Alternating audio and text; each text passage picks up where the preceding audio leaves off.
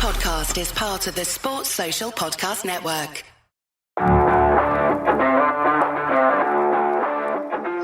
Welcome to the Cardiff Central Podcast.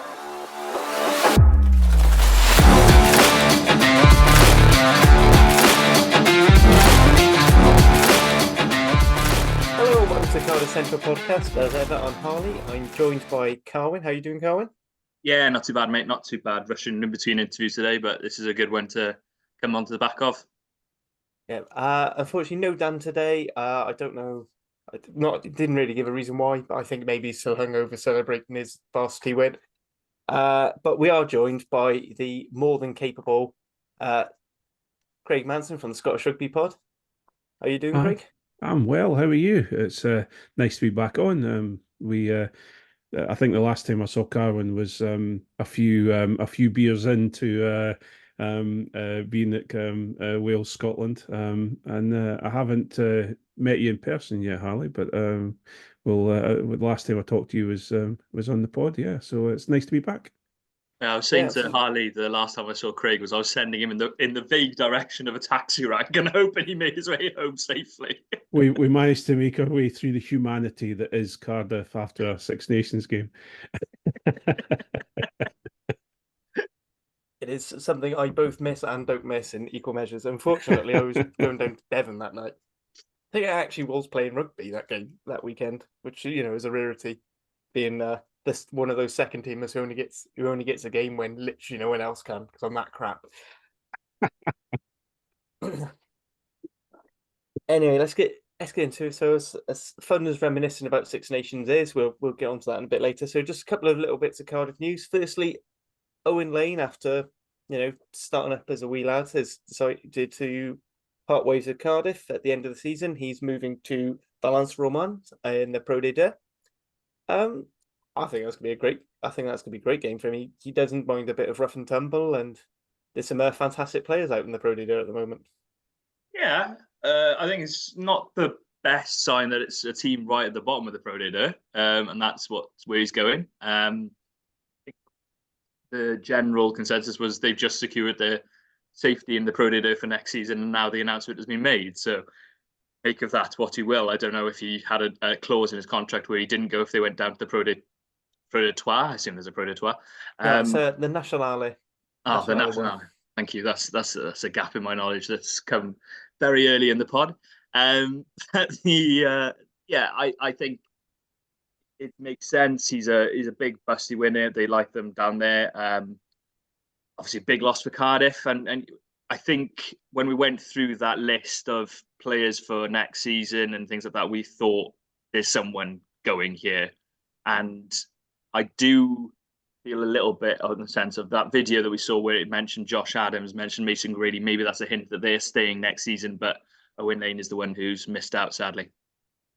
Yeah. Also, you also had the thing when Jockey was talking about his ideal back three setup and the wingers. He name checked Josh Adams, he name checked Grady. He didn't. Lane was one of the more notable admissions. Yeah, saying that. I mean, have you must see Owen Lane play a couple of times against Edinburgh. Any thoughts, Craig? Yeah, I think it's more of a general. I think obviously he'll be missed by Cardiff. I think it's always good to have depth in your back line, and he is just as you say, he's a strong player. He's got a lot of what's the word? He's got a lot of go forward. He'll take a couple of tackles. He'll shake off a couple of tackles when he's going forward. So you always need players like that, especially, for example, when it comes to the Six Nations window. If he isn't getting anywhere near Wales, then it's good to have these people there, just so that you've got high performance that you can count on for the URC. But the money that's in French rugby at this moment in time, having players like him going over to the Pro D2, it shows a lot. It shows the money that's in these teams, and also the fact that someone of his quality has been, what's the word? Enticed to go over there. You'll no doubt have a nice house resorted, a nice flat or house sorted out for him, and a bit of time in a different country. A lot of people will find that very hard to turn down. It's an interesting one as well. Sorry, I just jump in, but you mentioned his go forward. You mentioned his size, athleticism. You think of him is it a case of an unfulfilled potential? Sounds harsh for a guy who's won Wales caps and played X amount of appearances for Cardiff, but when he broke into the scene, first of all, I thought he had a potential of getting into that Wales team and being a starter in that Wales team, despite the strength and depth that we had at the time. And it's not quite worked out for him. I know injuries have played their part. I know probably the strength of Wales's back three at times has played its part, and maybe his deficiencies or areas that he needed to work on were areas that the managers at the time were particularly critical of. You know, you think of defensively, it's never been his biggest strength, and that's probably something that Gatland's always prided himself on: wingers that can defend really well, particularly Josh Adams. So yeah, it's a bit of a sad one, I think, in that element that perhaps we haven't seen the Owen Lane that could have been, in a way. And I'm not saying this is the end of his career going to the Pro D2. He could go on to win, 200 caps in the Pro D2. That's how young he still is. But it's perhaps a bit sad that we haven't seen it at its best in a Welsh regional or Welsh international shirt. Yeah, absolutely. I mean, and it is. I mean, it's probably a bit of a problem across all the regions. I mean, when you look at it, and I mean, it's always a boring topic going back to budgets. But when you actually look in national one, oh no, sorry, it's not national one. I was wrong. It's federal one. I just remembered that, so I got it. I corrected you wrongly there, Carwyn. Even some of the federal one teams are fully professional and on budgets akin to the Welsh side. So you are fighting a losing battle there. I mean, Lane Train, he'll be missed. Sorry, yeah, I think so. I think it just the problem you have, and whether I'll mention the unmentionable, which is the Premiership, the English Premiership. But you look at the English Premiership and you look at the French game. There are players there of quality, of high enough quality, that would play for Wales or play for Scotland or play for England, whatever, but they don't get the opportunity because there are people ahead of them, or a coach likes them better, whatever. But those players seem to be satisfied enough or paid enough, or whatever you want to call it, to play in front of their fans, week in, week out. And I think the big issue we have, especially in the URC, is there's an awful lot of players out there who miss out on international caps, so they then start looking elsewhere, and they go to Premiership, they go to France, and the URC misses out a little bit. We have the same issues in Scotland as Wales do, but I think it's very difficult to watch, especially when Cardiff, Ospreys, etc., have all been at high levels with some fantastic players, and currently they are being gutted at the moment. It must be painful to watch. Yeah, Rhys Carré is a clear example, isn't it? He came out quite openly over the weekend and said that if he was getting Wales opportunities, he probably would have stayed, but because he wasn't, he decided to up and leave, and can't really shoot them down for doing that. You look at the situation with Rhys, and I don't mean this as a slight to County Mathias, but how on earth is County Mathias ahead of Nicky Smith and Rhys Carré is beyond me. And I don't think it's a coincidence that those two have since looked at it, whether it was since looked at it or looked at it at that moment and went, hold on a second, what the hell's going on here? That I'm fourth choice for my country, despite being, Rhys Carré scores tries for fun and is something different to anything Wales have got. And then Nicky Smith is making, I think last week I said on the podcast, making Mal Herber look like Scott Andrews. But I think that's mean to Bubba. I mean, you're right, but don't be mean to Bubba. But that's I think that's the frustration, isn't it? For these guys, if you feel slighted in any way now, there's very little to keep you there. And yeah, why not try pastures new and get the money while you still can, while you're still 25, 26 and plus, and instead of when you're in your 30s and trying to play and trying to find a place that will take you.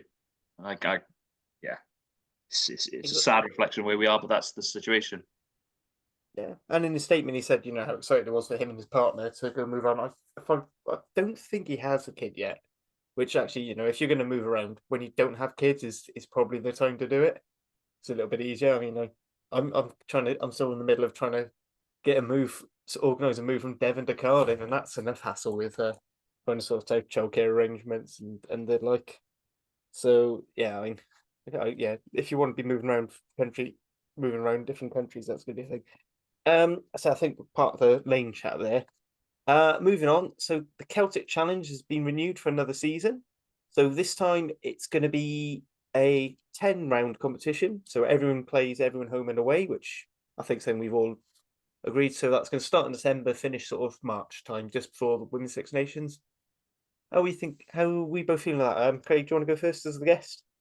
Yeah, I'm over the moon with it. I feel it's something that all the women's teams need. We need professional or semi-professional women's teams.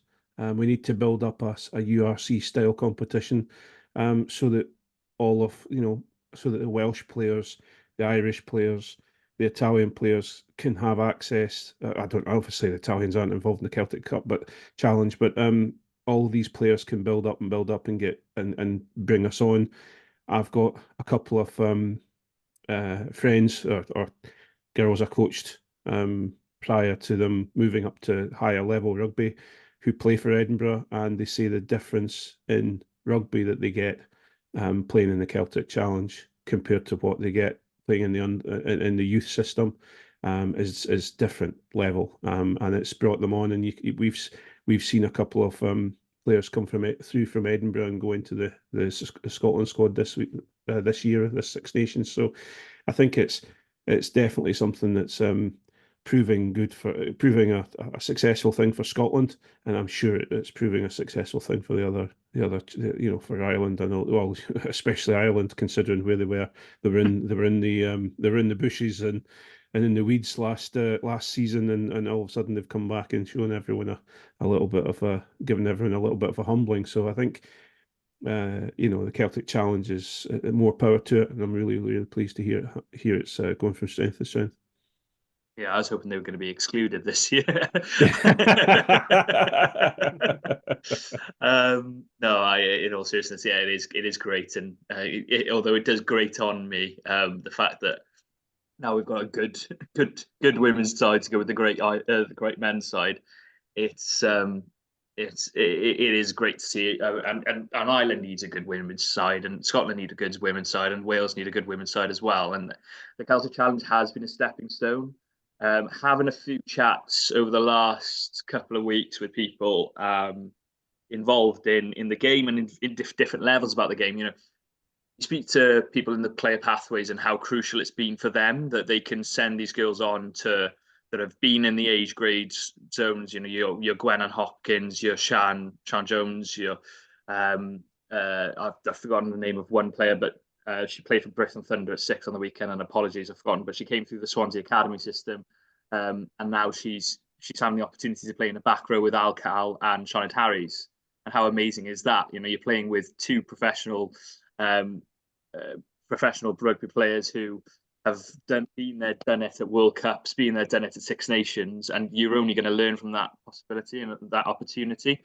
I think what's going to be interesting going forward is whether clubs in England continue to let their players filter in, and especially their academy players, into the system, because you look at somewhere like Loughborough Lightning or maybe Gloucester, they've now got their own systems in place. You've got your Bucks, you're building through your Bucks academy, and then your academy underpins everything that goes into your club side. Do they really want to be sending academy players that are in their system into a different program that they aren't learning the same skills, aren't learning the same structures? They're doing something completely different for a longer period of time now.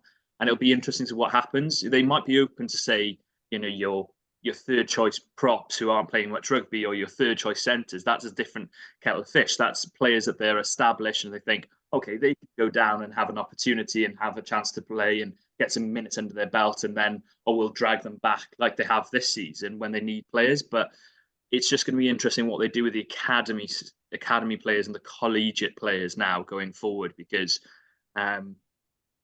if you've got your system set in place and you've got your structures, you've got your top down plans, and your training plans around that as well, having another club that offers different training plans, so that might not fit everyone's plan of action going forward.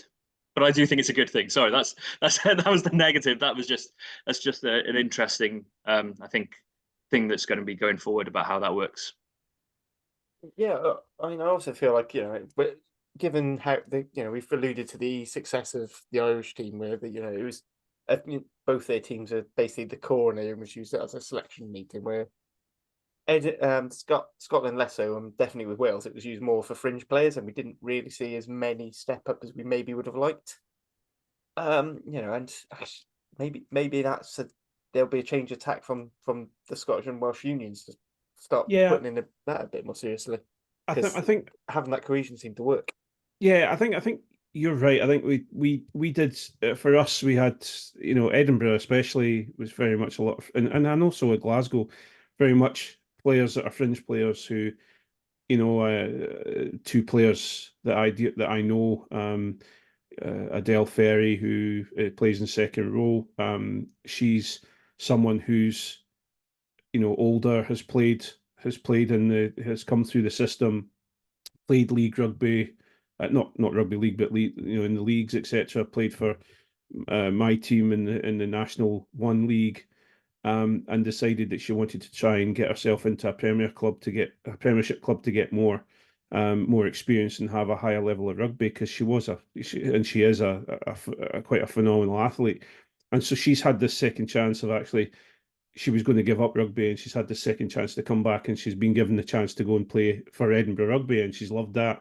And then there's Molly Pullman, who you'll see as a prop within Scotland, because she's in Scotland age grade, and she is phenomenal, and you'll see her come through eventually.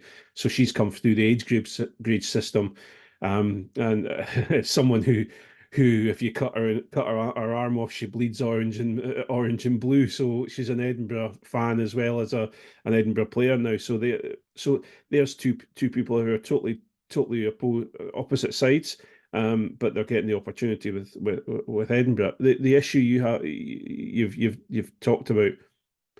Most of Scotland's players are playing professional rugby in England or in France. So, they didn't really get the opportunity to come and play for Edinburgh or Glasgow. Edinburgh did very, very well. The reason Edinburgh did very, very well is they brought in Claire Cruikshank, who is heavily involved with, or was heavily involved with Edinburgh University. And so she's brought in, she knows everybody in Scottish rugby, women's rugby. And so she's brought in a team that has performed very, very well, and she's an incredibly good coach as well. So I think they've done well for the first little bit. It's how, just as you say, Carwyn, it's how they move forward, and how this is going to work. I think ideally it's going to be a situation where we eventually go professional. Both Glasgow and Edinburgh go professional, and we try to keep our players here rather than England. But the problem you have is we need to give them the competition, etc., that they need, so that they'll perform at the international stage, and what they're, the competition that they're getting playing for England or playing in England or in France. Yeah, just a bit about the Welsh thing, and a rumor I heard was there was a plan to hopefully get a third Welsh team in there, and I was I say rumor, it was from a source basically, but if the plan, and it seems to marry up, because at the moment, I don't know how much Craig knows, but we've got 3 PDC centres, player development centres now: East, West, and North Wales, which is RGC, based out of Cardiff Uni, Swansea Uni. And then you think about, you've got your East and West Celtic Challenge. Well, you want your North Celtic Challenge region really to represent, to be similar. So the fact that it's gone home and away, to me then says, is there enough scope to add another bunch of games? Because if you're adding a third Welsh team, you're adding a third Irish team. You're maybe adding a third Scotland team, depending if they feel they've got the budget for it, if they feel they've got everything for it. So that's another 6-9 games a season. So it starts piling up, and that's where it gets interesting. And I feel only then you Craig said it earlier about Italian teams. Well, then they'd want a bit of a piece of the pie, and whether they get involved as well, that'll be the interesting thing going forward. And I think that's where the professionalism comes into it, isn't it? That's when, once you get to that stage where you're starting to have where you move it from being a challenge to a league, basically, because it's a Celtic challenge. It hasn't been called a Celtic League. If it's Celtic League, then I think that's when it starts going into professionalism, and then perhaps we're talking more about Welsh players staying in Wales as opposed to going across the border. But again, you got to, sorry, we're moving, this is still news, and so, and I know that we've got a few things to talk about, but just the big thing though is and this is where everyone really has to watch themselves, is we don't want to replicate the men's game, and we are all seeing the problems that I've had. For example, we had 3 professional teams in Scotland, and we had to get rid of one. The budget's not there. The budget's not there for a Scotland team, or I don't know about, certainly not a Welsh team, I don't think at the moment, an international team. So, or to pay them at the right, what I feel is their worth. So I think really to start talking about maybe a third Welsh team this early goes on the graces of the women who are playing for that team, who are maybe only getting expenses, or maybe only, whereas I'd far rather they concentrate on keeping 2 teams in Scotland, 2 teams in Wales, 2 in Ireland, and paying them correctly and developing them. That would be my preference. I don't mind them going home and away. That's fabulous, but let's start paying them properly, and then and putting in academy systems, etc. Once they do all that, then you can look at other teams. Yeah, absolutely. I mean, I don't remember when you were on here last time. We were discussing this, and I think we were all pretty much agreed that we didn't really want the number of teams to go up, but the home and away was definitely, I think, certainly for me and a few other people I've been talking to, that was a bit of a non-negotiable, because the format just seemed very, very weird and strange without it. Yeah. And now it's a bit thing. Interestingly, they've gone for just a league winner, so top of the log wins, no playoffs, which actually, to be honest, I'm quite happy with anyway. I think more competition should just be happy having a league, and then if you want to do a knockout stage afterwards, do it as a separate comp. I still think URC should bring back the Rainbow Cup and do that as if all 16 teams knockout. But the one great thing about having it as a league setup and a closed league setup is there's no jeopardy. And for what it is currently, which is a developmental competition, maybe further down the line you bring in playoffs, but at the moment it's a developmental competition. It encourages teams to play their youngsters, and it's not sort of saying, oh, you have to play. You want your 15 best players on the team, and I understand that, but at certain times it's not saying, right, oh, I'm not going to give this player an opportunity because I'm worried about this jeopardy of being relegated, or I'm worried about not making the top 4. I think it's quite a good system that they've got. Gone for just a league winner, and then if there's no jeopardy at the end of the season, then so be it. But then becomes a developmental opportunity for young guns coming through.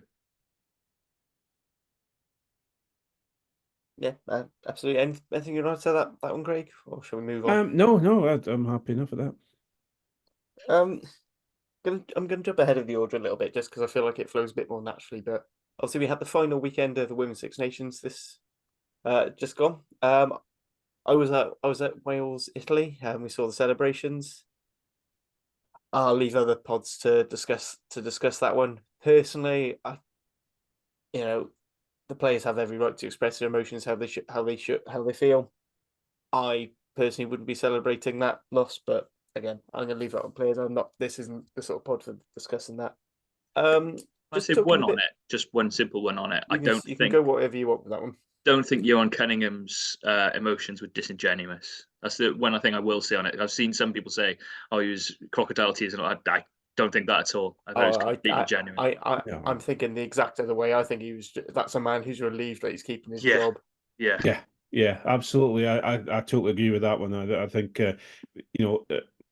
anyone who's talking like that hasn't coached a team, hasn't been in that position. You get involved, you invest yourself in a team, and the sheer relief, because I can guarantee there's been a fair bit of pressure on his shoulders because Wales expects, if you know what I mean, and Wales have been on an upward arc, and then all of a sudden it seemed to stall. Yeah, I think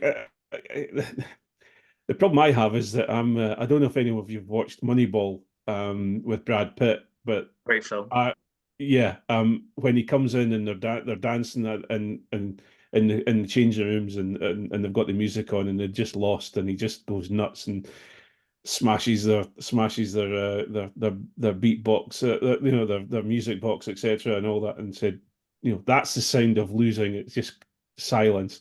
I'm a little bit like that. I'm one of those people. You celebrate the good things, but the bad things. But on the other side of things, it was a good win. Well, I would say any win's a good win against Italy. And there's a lot of pressure on all these women's shoulders as well as the coach. So maybe just cut them a bit of a break. Yeah, yeah. We won't get too much into it. I was Yeah, going to want yeah, to, exactly. but there is. I think it's an interesting talking point.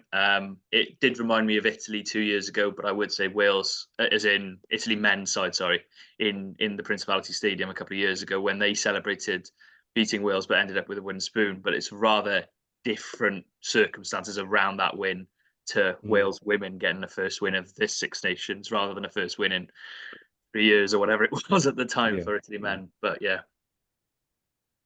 Yeah, I mean, that was ending like a 3 or 4 year losing streak in the Yeah. Six Nations, and before the tournament, no one was suggesting that Italy were going to be second and we're pushing to break into the top two teams.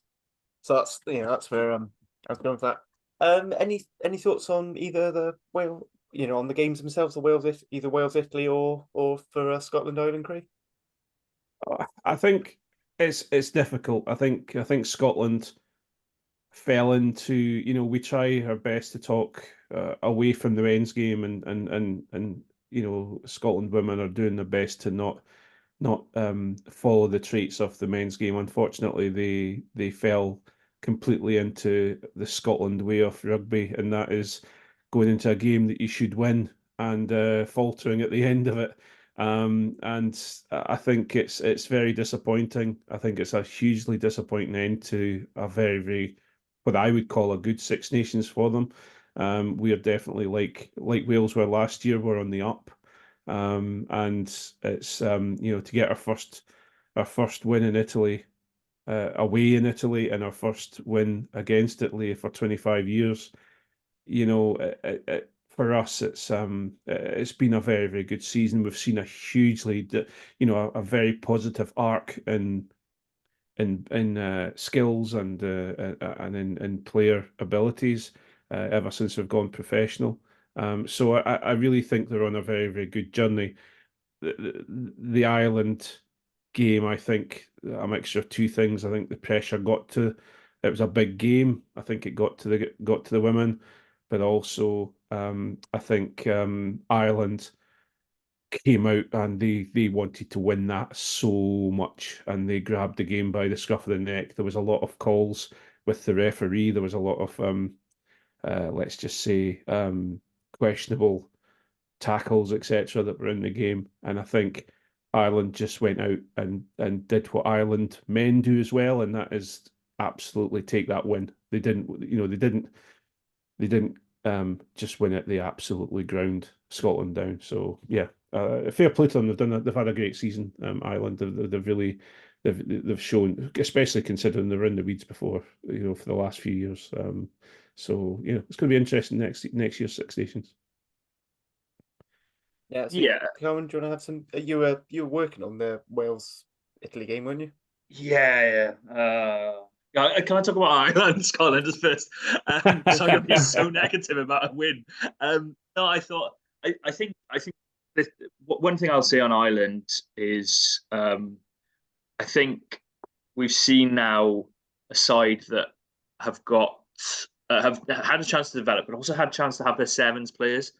And those sevens players, you're talking some incredible players. Parsons is a brilliant winger. You've got Eve Higgins, who's I think was one of the best centres in the tournament, and it was brilliant against Wales, annoyingly so. And then Scotland as well. You've got your brilliant back three, and I think obviously you had a couple of absentees in that back three, quite noticeably so on the weekend, didn't they, Scotland? So I think that probably played a part. I think then you go to the Wales Italy game, and it was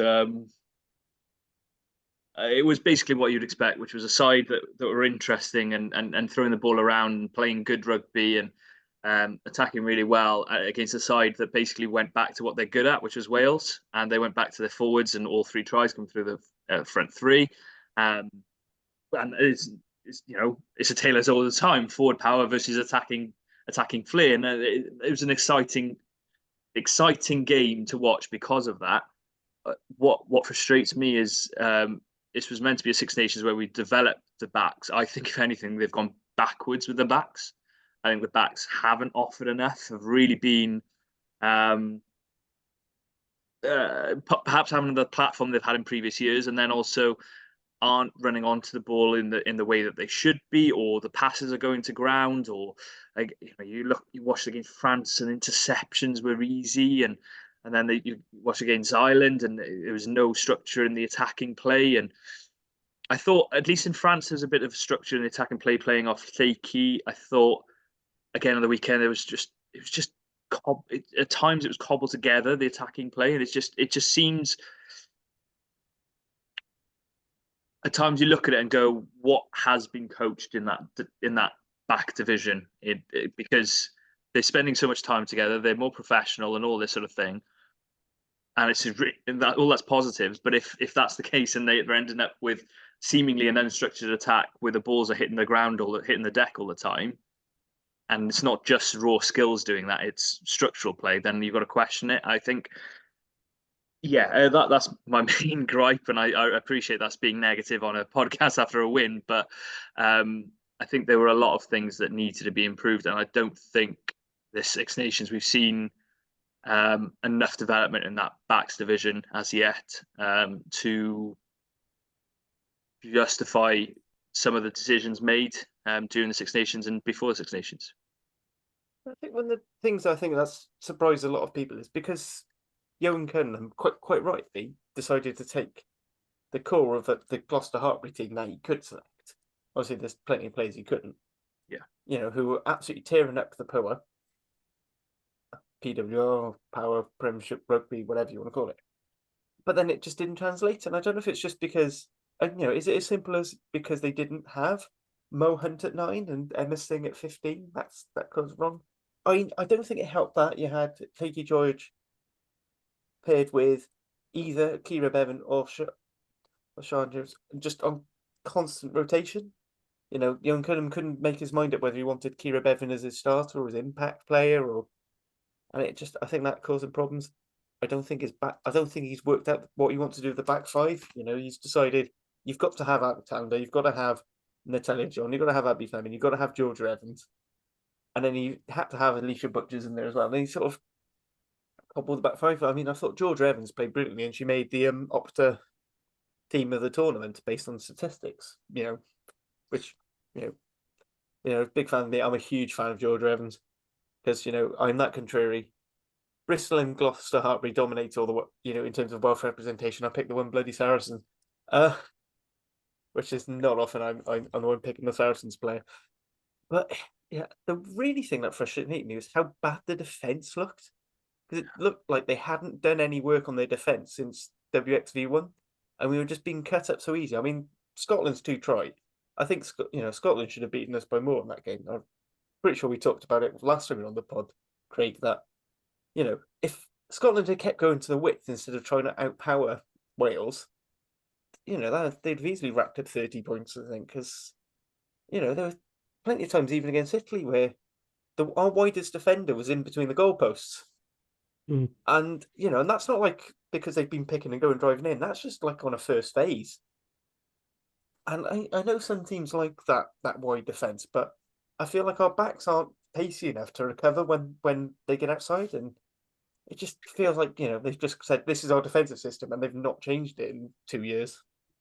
Yeah, I think the issue though, and I think if you look at the 2 teams, I might be saying this, and then it turns around we have a flat year, the difficult second album as such, come along next year. But what it comes across is that the WRU have gone, look, we're paying the players. Look, here we go, we're paying the players. They're now professional players, and well, go and win then. And I think it just seems that there's no cohesion there. Just as you said, defence and the back play, it seems that relying on a Tuipulotu to come in and get them a win. And this, whereas, for example, with Scotland, what we are seeing at the moment is they've got a similar players playing in strong, in very specific positions like Thompson at 12. You've got Mattison at 9. You've got the same front row with a few additions here and there now and then, but you've got similar players that have been playing in the bad days where the ball coming out into the backs was ponderous, and they were either the ball was too high for them being passed at their head or it was being passed at their toes, and they've become professional players. And Brian Easton seems to have, brought them on. Scotland's defence is very, very strong at times. There are times they go missing, but they could have had, if they'd had a bad day, they could have probably had an 80-odd score against England, but they didn't. They managed to, still a terrible score, but their defence was better. Their back work, the passing is hugely better. They're a different. You would think they're a different team, but actually, when you see them, there's the same spine of the specific players. So I think just the upskilling with the of the players with going professional has really brought them on, and I think that's where Wales. That's where it's almost to the point with the WRU, and I don't mean this wrong. I'm not one for calling for people's heads or get people losing their job, etc. But this is where what they've done in Scotland is they've invested in saying, right, this is your coach, and this coach is going to be here, and he is going to develop you for a period of time. It seems like Wales have found the Wales coach a job, if you know what I mean. And one of the Scotland women who Lisa Martin came on our pod, who's Scotland captain a few years ago, and she said, we want a coach coaching Scotland women who thinks that the pinnacle of their job is coaching Scotland women, not it's not a stepping stone to coach either a professional men's team or Scotland men. And I think that's the difference. I think what Wales needs, and Scotland are lucky enough. Brian Easton he's been involved in the men's game for many, many, many, many, many years. But it looks like he's found his place. I think Wales need to find someone who all they want to do is coach Wales women, and build a team around that area. That would help anyway. I think that's I get where Craig's coming from it. With Johan, I think that was a question a couple of years ago. Because there were rumours at the time that he was going to go back to Wales in 20s or go to Scarlets. He then signed a new contract. I do feel he's committed. I really do. It's around him. I'm not so sure. If I'm honest. I think and there are the Gloucester question comes up, and the Gloucester question is very interesting, and how the Gloucester side play, and also how those players are performing, particularly Shaky. By the way, I thought Shaky had a best game of the tournament against Italy, but how Shaky performs in the Premiership under the guidance of someone like Sean Lynn, who is Welsh. That's what causes questions to be asked of Johan, and adds to the questions, because if you've got a coach under pressure, the first question is, who do you bring in next? Well, if you've got the guy who's won 13 out of 13, won the Premiership last season, always coaching a few of those players, getting them to play well, and is also Welsh, well, that answers your question, doesn't it, to be honest? I think for me, it's you say about developing players and things like that, and there's been a bit of questions whether Wales have been complacent. There's been questions of whether they stagnated. To me, almost the backs have gone backwards. That's harsh, but I think that's fair.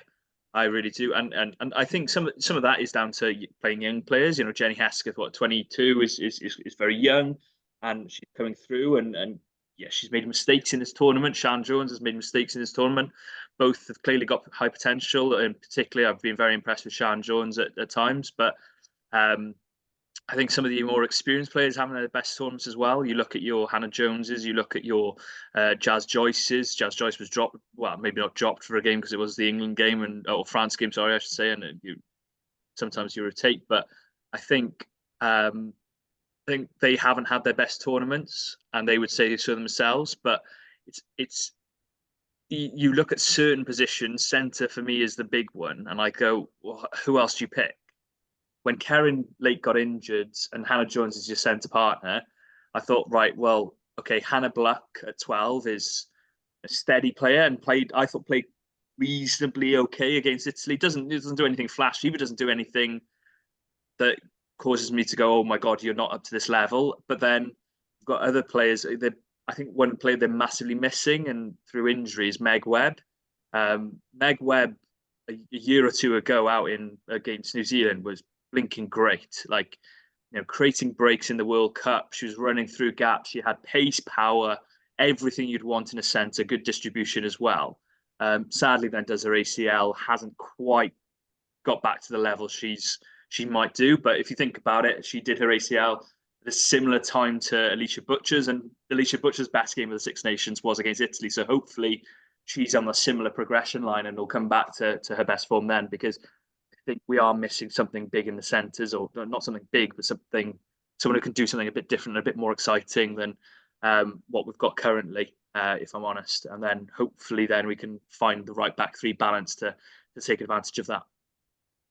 Yeah, I mean, it goes to show we don't really, like, at no point did Kingham really have a centre on the bench. I think when Karen Lake got injured, says a lot about Karis Cox's versatility. They moved Cox in, so yeah. Although I think she filled in at 12 quite well. Yeah, well, she plays centre for a club, doesn't she? So that.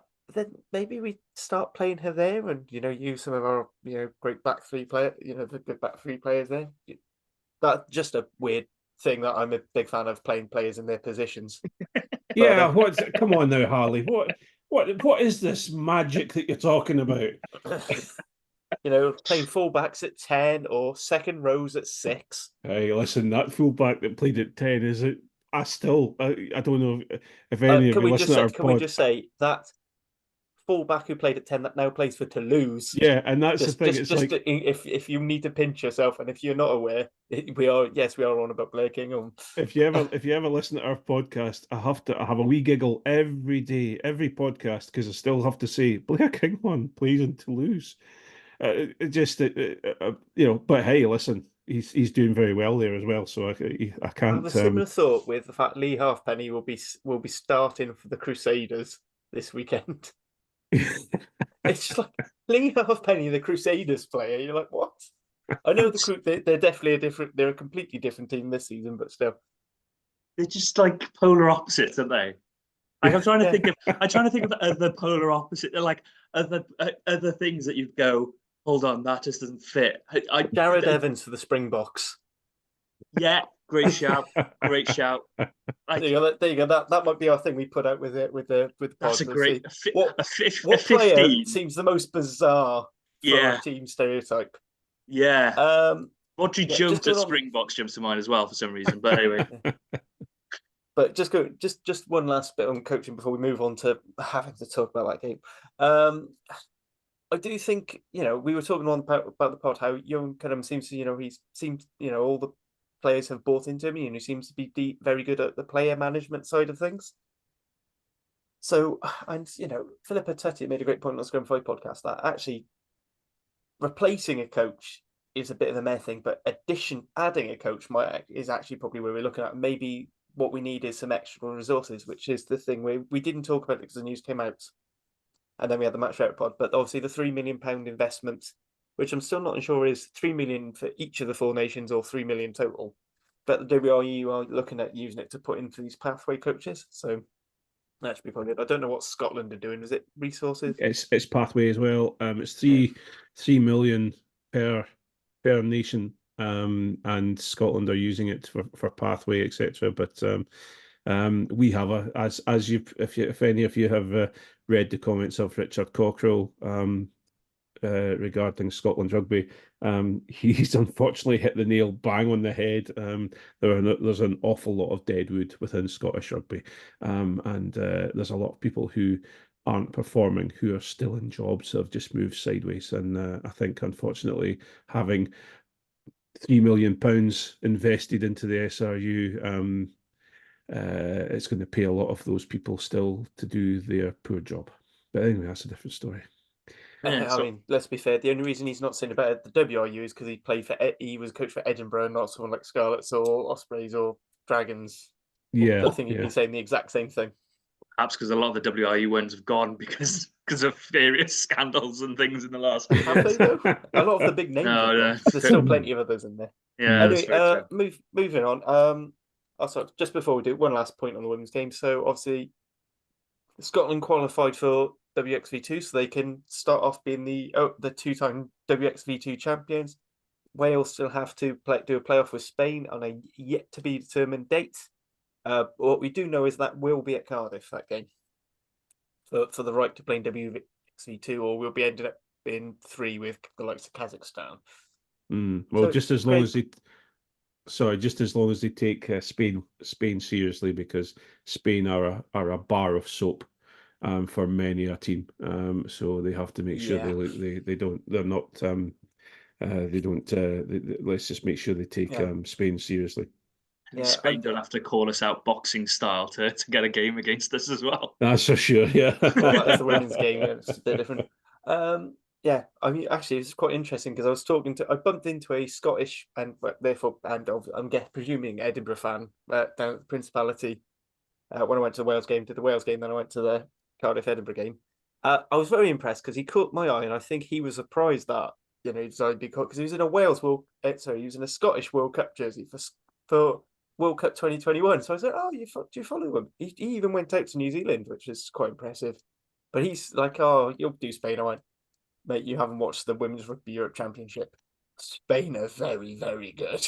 Yeah, Spain and they're very, very good in the exact area that Wales are very bad at, which is defending out wide. Yeah, and they're very good at attacking it. They overturned Scotland a couple of times at home. So yeah, you have to be careful with Spain. That's the last one. But yeah, so hopefully, I mean, there might be another chance to go for that. I'm not going to talk about the stage in Principality. I'll be honest, it felt empty. Yeah, only 10,000 people. I don't know what it looked like on TV, but inside didn't feel good. It was really weird, looking like a completely empty wall. Mm-hmm. I joked on the Rap podcast. It must be what Ospreys fans feel like week in, week out. Well, Edinburgh fans used to have that with Murrayfield, and they would fill up the east stand for the TV, and then the rest would be it'd be empty, completely empty. It's a weird one, but yeah.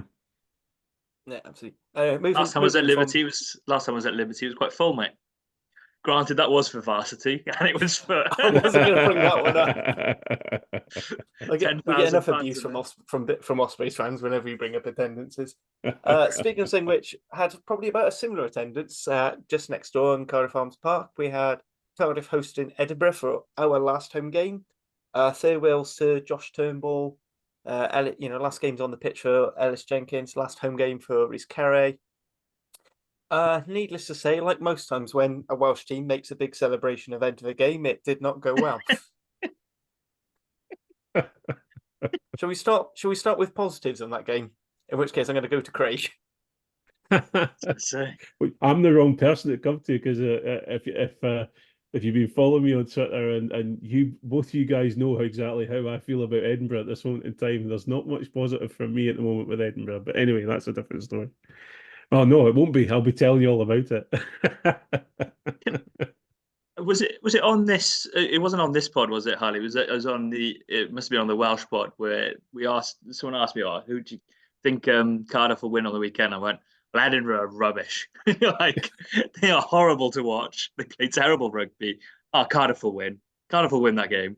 Of course, I'm wrong. I still stand by Edinburgh to play terrible rugby. That was my first predicted Cardiff win since the New Year's Day game. No, so yeah, not New Year's Day game. Since Boxing Day.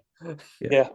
Cardiff can be incredibly strong when they have some powerful, quick wingers. They have, if they break your defensive line, you're not really going to pick them up again. They're going to score a try. Um, Edinburgh at the moment are very like Wales women. They are incredibly poor in the backs at the moment. They've got no spark. The forwards are keeping them alive at this moment in time, and I can go into it, but at the if you watch the Scarlets game, the first half of the Scarlets game is exactly how Edinburgh play. I think they ended up realizing that they're at home and they better get their finger out and get this sorted out. And we all on the Scottish Rugby podcast, we all thought that Sean Everett had gone in like wrestling style and started smashing up smashing people across the back over their backs with a foldy chair and things like that. Because he's so quiet and so mild mannered, and I'm waiting on him exploding but I think he's come in and said that he wants to build strength and durability in the Edinburgh squad and get them playing like South African teams. And we don't do that. And it shows, we've got some, phenomenal. We've gone to games that we've come away with either a loss or a 4-point game rather than a 5-point game with a team full of internationals. And we are incredibly blunt. We have lost all flair. Even no matter what you say about Mike Blair, even Richard Cockrell at the time when he first joined Edinburgh, we were exciting to watch. And you were going into games expecting a win. I went into the weekend expecting Edinburgh to be beaten by Cardiff because Cardiff can be a banana skin. Well, the Dragons, no, so can Scarlets. The only team that we don't seem to expect to be beaten by in Wales is Ospreys. Which is weird. They're the best. Yeah, it just seems to be, because God help them. We go down to Dragons on a wet Sunday night and we get beaten and things like that. It's just Edinburgh are incredibly dull at the moment. They score their tries through their forwards at the moment. Okay, fair enough. Bill Matta's try was actually, hold on, was it against Cardiff or was that Scarlets? But it was a few backs moves and then he finished it up. But yeah, the only exciting bit for me for the Cardiff game was Lewin De Bruyne skipping over the top and flailing away to get that last try. But yeah, it's an odd one.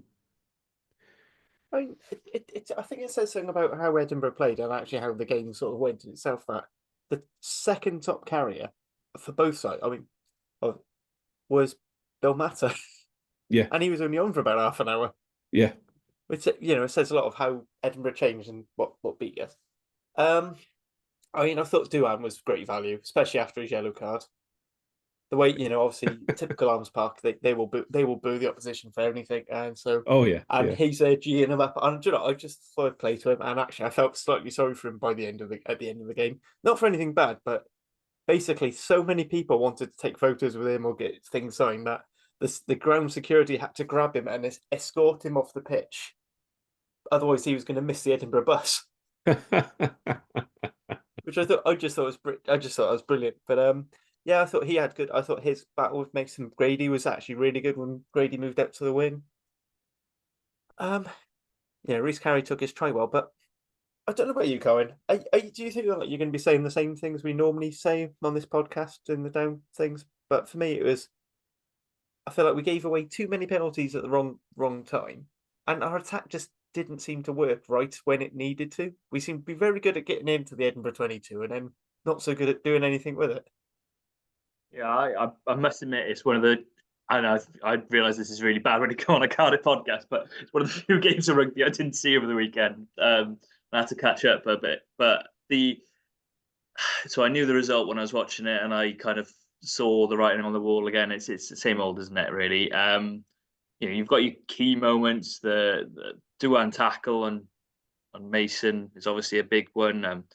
Got other moments and things like that, but The attack one is an interesting one. I think you look at where Cardiff have been most interesting last couple of weeks, and I think I called it before the Ulster game, didn't I say? I said something like, "Oh, a attack play off the back of a line out, Theo Cabango scores." That's not me having completely the Midas touch. It's a mix of me knowing Ulster's tail gunner is Tom Stewart, and also Cardiff score a lot off the back of lineouts in that phase of play, in similar phases of play, because I think partly because of good play design, and it's a good play design to get carry through to score, but partly because we're not scoring tries in other ways as much as perhaps Cardiff were at the start of the season. Yeah, I think for me it's the same old, and it is getting frustrating because I do think that's a winnable game. Like I joked about it earlier, saying that Edinburgh are a bad team. They're not a bad team, but they're also not a great one. And at home, that's a team that you should be beating. Really, you should be beating them, and as much as possibly it's not doing Ospreys a favour, which is probably a bad one for Erie and a good one for us. But on the flip side, then. Yeah, those are games you should be winning at home. Yeah, absolutely. I mean, I thought, I'm quite glad that Jockey he's sort of decided that 6-2 is right for Cardiff. Unfortunately, it backfired a little bit for us with the injuries to Ellis and Harry Millard quite early on. Pretty gutting for how Ellis to finish his last home game. Took a head knock. He was quite open about it on Scrum 5 that he basically said he felt groggy, he couldn't shake it off, and he chose to take himself off. Which after 30 minutes isn't great, but kudos to him. He did, he was quite open saying, maybe as a younger player I wouldn't have done that. But it's good to know that at least players are starting to take, if World Rugby themselves aren't taking concussions seriously, players are starting to look after themselves a little bit better. Yeah, absolutely. Well, yeah, so long as he's the rule and not the exception. Just put that out there. This is what we got to get onto. Is hopefully more players, but we are seeing more players. Yeah, the only reason I say it is because I Ellis is a very self-aware human being and a smart human being who's right at the end of his rugby career and is retiring from rugby because he wants to be able to look after his kid and all, and a lot of those things. So if as long as he's the rule and not the exception, it's a good sign. But I'm not convinced he is at the moment. Yeah. Sorry. I've been very negative on this point. Sorry, but I think that's a fair point to make. That did lead to a very weird midfield, though. Obviously, with Harry Millard going off as well. I was just saying, what did you think of a midfield of Tinas, Beetham, and Thomas? So you've got three basically crash ball 10s in their own way. Also, Tinas De Beer, shout out to him because he topped the turnovers for the game. He had 3 turnovers at number 10, and I love it. Yeah, with Jamie Ritchie on the park, it's just like, yeah. Well, you had him and Mish. Yeah. You had him, Mish, Ellis Jenkins, and Thomas Young, and it's still number 10 who got the most turnovers. I just love that. Yeah. Any stand-up players from either side for either of you two? I think Healy's finally, well, Healy is a game of two halves. Healy is someone who, with Ali Price, just falls through the gaps. He's someone who Ali Price is so slow nowadays and so trying to control the game. And every time I see Ali Price getting selected to start, I sigh and just go, hold my head in my hands. And he's signed for another year now with us. So I find that difficult. But then Healy with Velicott on the park is a different player. What I like to see is Healy kicking these. He had a few games at the beginning of the season where he'd left his boots in the changing room and he wasn't kicking very well. But he's starting to get there again.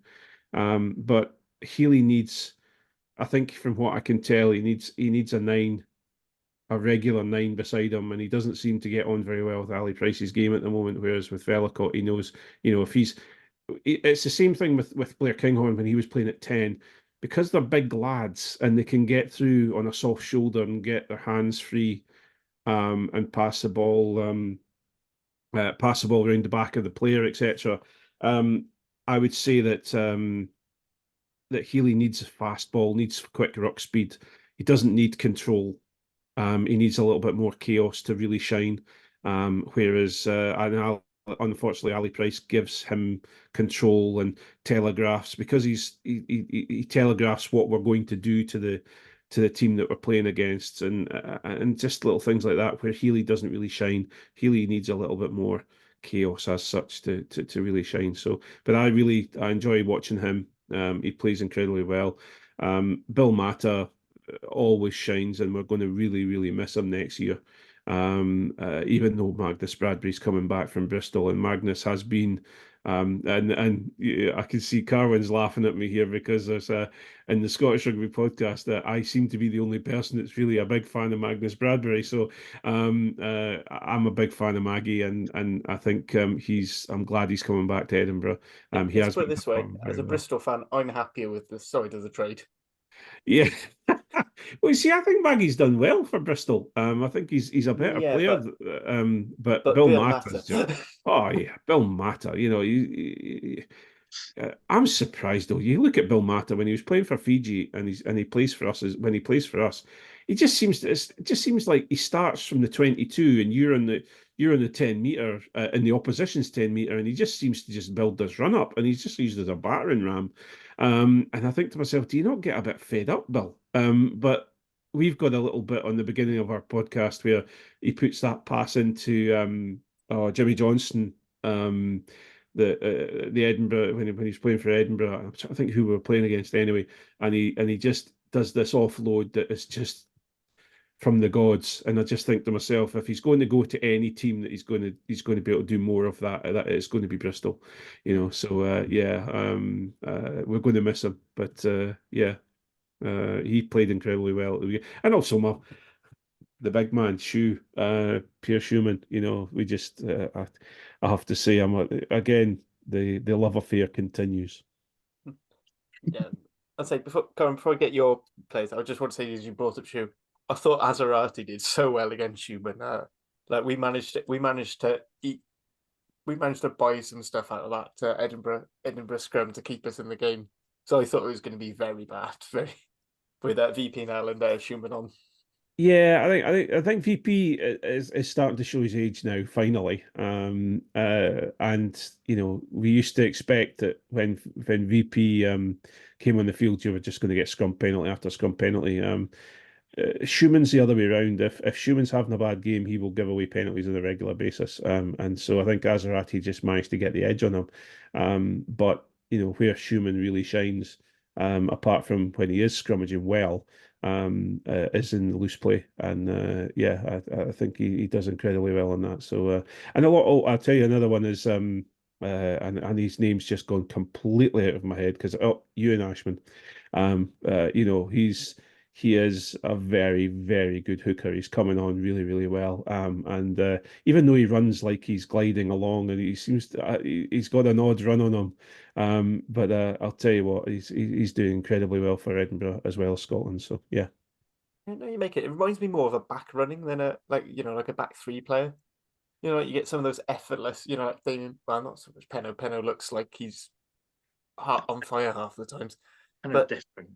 I think when you get some wingers and they just seem to glide along, like Ashman reminds me of that.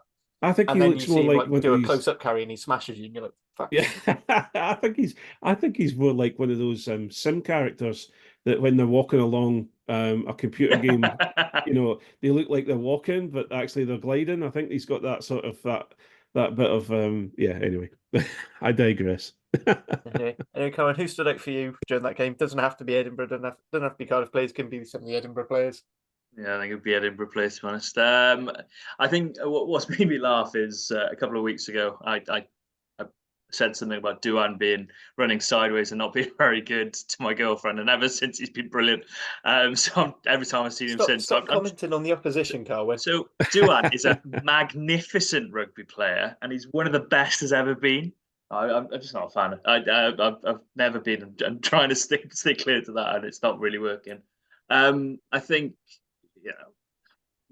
what made me laugh there about Magnus Bradbury. I actually think he's a good player as well, but it's just that I know Craig is a huge fan, so I was wondering if it's partly Craig's fan mail that's brought him back to Edinburgh rather than anything else. But yeah, I think look at that game and you think the same thing, which is tight five.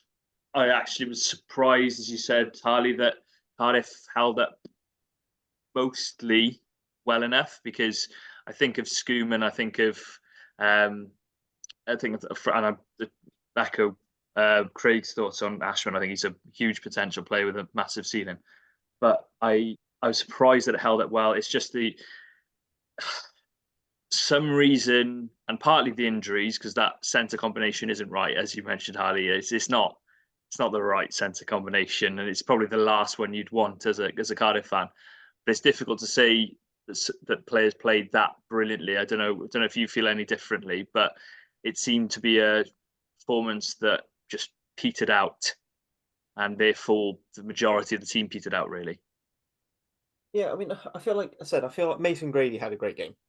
I thought when he was in the centre, he sort of held well. Yeah. I think whenever Duhan ran at Mason, Mason got him down, but then equally, I think Duhan got him back. And so I think it's bit, I think Duhan's big breaks came when he sort of popped up in the middle and he cut through there. I don't think, so, that's a good thing for Mason going forward, because, that's probably one of his biggest work on areas is his defence. His actual tackling technique's great. It's just his decision making usually, although maybe on the wing it's a little bit easier. But yeah, I don't think stand out. I thought Alex Mann had a great game. I thought he was always good, but I mean, I feel like I don't know if that's just my Alex Mann fan club sunglasses tinting me, but no. Sorry, I'm chair of that society, aren't I? I am president. I am the president chair and sole member. We're too selfish to open it up to anyone. I don't know. We'll have a fight over that one. I'm up there as well. I feel like we need a re-election, to be honest. But yeah, it was great to see him used as a line-out option a lot more, because I said it's something that he can do, and I feel like, and almost a bit like the Justin Tipuric, that if you want safe ball, he's, a lot of people complain about size, but you can get him up into the air quite easily. And he's Pom, isn't he? That's how I see him. Peter O'Mahony, what he needs to get into his game is being as good defensively in the line out as Pom is. Yeah, I mean, if he could be a bit nastier as well, which is something I think we always say about Cardiff forwards. Yeah, I was going to nasty ones. There's a word I would use, but I'm not going to use it on your podcast. But he needs to be more... You can use whatever word you like on there. There's no watershed. No, Peter O'Mahony. Yeah, if he's, there's no. I feel like it's synonymous with that word anyway, so you can. Yeah. Peter O'Mahony is just I can't. I'm not bringing myself to use it, but it's. I see you next Tuesday. So yeah. Anyway. Yeah, absolutely. So other than that, I think I just thought with Alex Mann, it's nice seeing him have good performances, especially after all the praise Tame Plumtree's been getting over the other side, on the far side of the locker, and you're like, sorry, Alex Mann doesn't get injured after 5 games. Led by. Call him out. What, Hugh? Yeah. Yeah, Catboy. So he does everything better, and you went, does he though? Because I definitely saw a few rucks where he should have been hitting them, and he just sort of went. Nah. I love that. It's just the line. Oh, he does everything. Oh, does he though? Does he really? Does he really? I'll admit Alex Mann isn't the full package at 6 yet, but I wouldn't say Tame Plumtree is as far and away ahead the 6 Wales need just yet. Especially when you look over the bridge and you see Christian that actually is playing very well. And the best thing is, Rob Bax has been playing him in the second row and at 6, not at 7. He's not been going for his dual blindsides, which makes me very happy.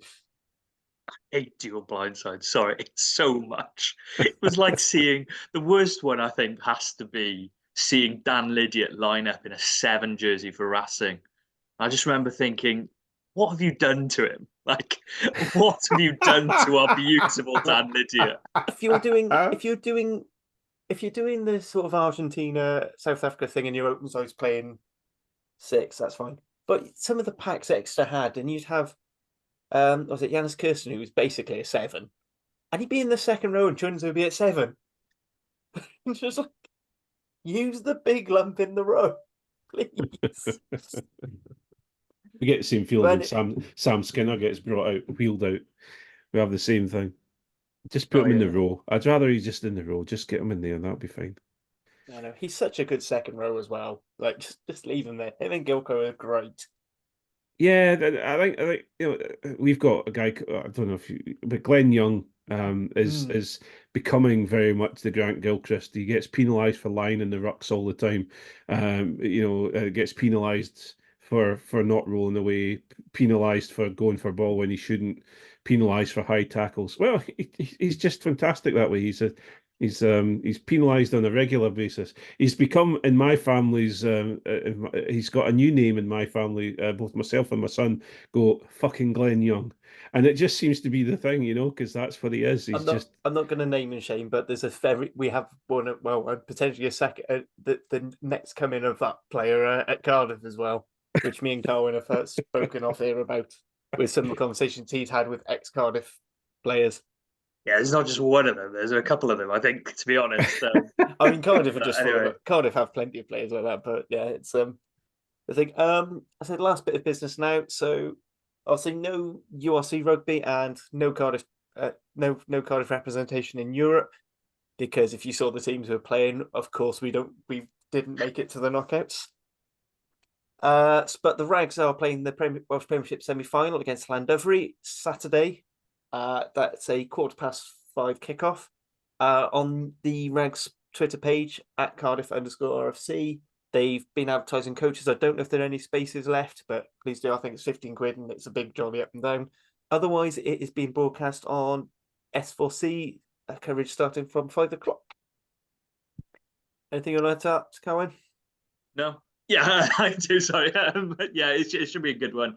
I think Cardiff have hit form at the right time. You look at last season where they were top of the league and then they got pipped at the death by Llandovery, and they'll be looking to do the same thing. But I did put that to. I spoke to Griff Rhys earlier in the week. I was going to say Griff Rhys of this podcast fame, but he's a bit bigger than us. But anyway, friend of the pod, Griff Rhys. Friend of the pod, Griff Rhys. That's a better way of saying it. It's rather than bigging ourselves up too much. But no, yeah, Griff Rhys, and he said, Llandovery are clear favourites, and they are. They're top of the league. They've been brilliant all season. Cardiff, but he did at the same time think he's excited about Cardiff's prospects and think they've got a good chance and a good game plan to worry Llandovery. You know what Llandovery are going to bring. Big pack, Lee Evans at scrum half, and then they do have some exciting backs if you give them an opportunity. It's about trying to match them up front, and that's going to be the difficulty, of course. But I do expect it to be tighter, perhaps, than the game when they played at the Arms Park a few months ago, because I don't think perhaps Llandovery are the all-consuming force they were at that point, and I think Cardiff are on the up from that point. So it should be somewhere near the middle. Llandovery are still clear favourites, and I do expect they will get the win. But I think it's a massive growth from the start of the season. The other thing Griff Rhys was saying was, start of the season, they didn't know if they'd have a full squad. They just didn't know if they'd have a squad because of ex-players retiring, players leaving to Jersey and other places. And then you've got, obviously, when 3 or 4 of your squad are in Wales jerseys by the end of the following, midway through the following seasons, that says what happened with players going up to the regional side. So, yeah, it should be a good game. I'm really excited about both games. I think that probably will be the closer of the semi-finals as well. Although Evervale think otherwise, but I do think Newport should run away with that one against Evervale as well. And we need a Newport Cardiff final so that Ray Lilo can get his belated game against Newport. You're going to keep harping on about that. He'll retire about 6 years later and he'll say, Ray, better get that game you were supposed to play against Newport. It's fine. After all the complaints from some Dragons fans, Ben Carter is supposedly playing for Newport this weekend. Oh, for goodness. No, anyway, no comment. This is one of the things that seems to have been happening in Wales with Premiership sides. The Welsh Premiership have been used to get ban reductions. You use this up in Scotland, Craig? Seen this? Yeah, we. Hugh I think Jones we've playing for Boromir Bears. Yeah, we've seen a few different players play that way. I think Xander Fagerson, if I remember correctly, played for one of the teams. I think well known. Either that, I think, or it was. I don't remember the game, but he managed to get himself sorted. I think he played for a Glasgow A game or something like that to get his ban reduced or whatever it was. So yeah, it's just. I don't know. It's difficult because you're trying to teach people a lesson and trying to get them sorted out, but then obviously people like Xander Fagerson, who we desperately need in the front row, we want them back, and we complain about other nations doing it all the time, and then when it comes to our nation, we go, yeah, but it's okay for us, you know. So yeah, it's just the way it is, I suppose, isn't it? Yeah, I think as long as they're not on the same weekend, it's not horrendous. I've seen that Yeah, done before. that Lozano one was just hilarious. Yeah. Yeah, Yeah, so I don't know if you saw anyway. Scarlett's play. Was supposedly playing for Llanelli on the Friday and Scarlett's on the Saturday. You know, We see. I'm pretty sure in pro rugby they've got to have a 2-day mandatory stand down. Yeah, we don't have we have that up here. You know, you're not allowed to play for two different teams or two. You're not allowed to play twice in 48 hours. So Unless you're Yeah. Brock Harris, who seems to do it for you manage to play Curry Cup and URC in like the yeah, same day, yeah. It's which odd. is mad. But anyway, are there any games, anything coming up on Scottish Rugby Pod you wanna plug before we sign off? Nothing really. Just we've got a new squad of us because Cammy has retired or taken early retirement. So there's a few of us that come in and do the hosting a little bit. We've got a tomorrow night we do again like you've just done. We've got a Sky Wilson who writes for the blog. She's coming on to take apart the Six Nations performance and talk about that. And then in the future, we are going down. There will be an offshoot like yourselves. There may be an Edinburgh Rugby podcast appearing. So to keep an eye out for that. There may be a little bit, just a half an hour chat every week about the games that's coming up and what's going wrong with Edinburgh, as we always do. And that's about it. But yeah, if I'm at Scrum Champion. If you want to follow me on Twitter and hear all about scrummaging and how much I love it and how much Magnus Bradby and Pierre Schumann are fantastic, you can follow me and listen to that. Absolutely. And if you like what you hear from Craig, feel free to follow at Scott Rugby Pod and at Scott Rugby Blog for the It's really good of Harley to actually do the plugging that I should be doing because I'm glad I'm here, Harley. I'm only You're the doing it because man. I couldn't remember our own podcast thing, and the depressing thing is it's very simple. Yeah. So, Well, the Scottish Rugby blog one's simple as well, and I was too busy promoting myself on Twitter. Oh yeah, man, screw it. I mean, all the rest of them are Glasgow fans anyway, really. So exactly. Yeah. if you like what you hear from us, at Carwyn Journo, I think. Yeah, Carwyn Hitch Journo. Karen Journo, yeah. Sorry, yeah. Carwyn Journo. I should know. I should know that off the top of my head, but yeah, no. You'll also find Carwyn on the Sport in Wales pod. Well, yeah, behind the scenes, sort of messing around with that. I think we've got a boxing special coming up on Tuesday, so that should be good. But yeah, it's interesting. I think. Sorry to go off a tangent, but we did the whole chat about Johan Cunningham earlier and having fans support, and all I could think of was this is very reminiscent Rob Page having like player support in the camp in Wales football. So yeah, that's Sport in Wales podcast and Sport in Wales magazine and online as well. Yeah, also on and I definitely can never remember this one, but he's also on the Rugby Pod Cymraeg or something? Podcast Rugby Cymru. Yeah, that one. So if you want to hear it in God's tongue, I'm at Worthy Harley. That's the default. I haven't changed it. That's definitely how I put it on. You can find the podcast at Cardiff_Central or on Facebook. Also, feel free to like and subscribe to the Rap YouTube channel where we put out match and team announcement reactions, and you can get to see our wonderful faces. And there should be some other videos coming up soon that Lee's hopefully working on behind the scenes. Where there'll be more about that when we get out. all that's left for me to say is thank you to Carwyn and thank you to Craig for listening to me rambling.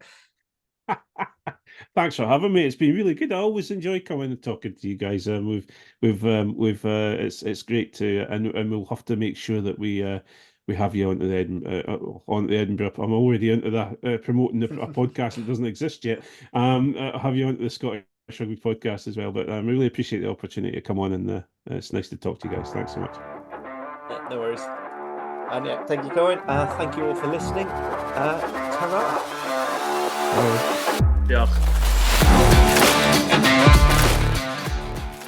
Thank you for listening to the Cardiff Central podcast. We hope you enjoyed the show. Please subscribe, rate and review wherever you listen to us, as it really helps spread the word. You can find us on all the usual social media channels or email us on welshregionalrugbypod@gmail.com. And remember, whatever the question is, rugby is always the answer.